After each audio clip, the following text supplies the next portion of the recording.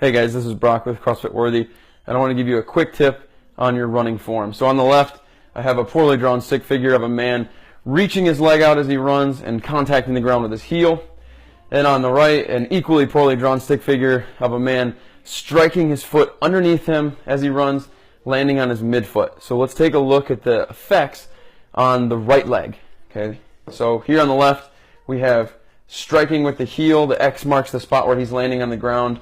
That foot is angled off slightly to the right. As you reach that foot out, typically what will happen is you'll get eversion of the foot. That's your foot moving upwards and slightly outwards as you reach that foot out. And then when you contact the ground, you're in that same everted position, which sets you up for some problems we'll talk about in a second.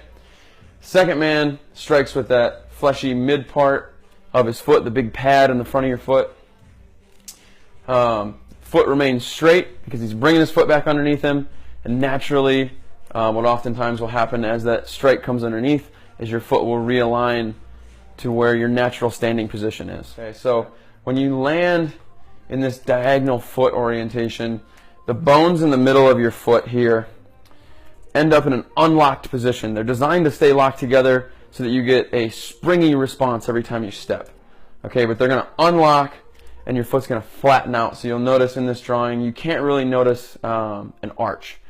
Okay, it's flattened out. Most of his foot is generally straight.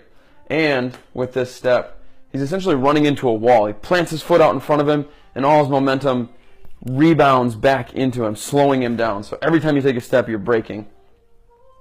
Now what that does, your arches collapse, your foot's angled out to the right. We go into what's called pronation. So your foot starts to tip inward, your knee comes inside your body.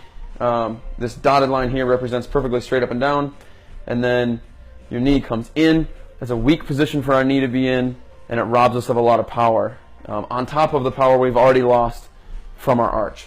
Okay, now let's go over to our proper strike. Okay, he lands, fleshy mid part of his foot.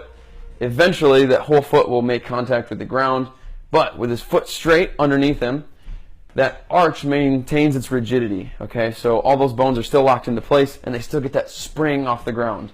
Okay, so he's getting more power through his foot. Secondly, with that foot in the right position, what's more likely to happen is the knee traveling slightly outward, if at all. And this is a strengthened position for the knee. The ligaments that are in the knee and the tendons are designed to move possibly slightly outward, but definitely not inward when we take that stride. And then the final piece here is stepping underneath you, striking backwards. Every step is a propulsion forward rather than hitting that brick wall. Okay, so when you guys are running, remember, try not to strike the ground with your heel. Try to come through and strike it with your midfoot. If you just think about making contact with your midfoot, you'll reduce a lot of problems with your stride and a lot of issues you're having with the patterning of your stride. Okay, so takeaway, not the heel, midfoot when you land on the ground. Thanks, guys.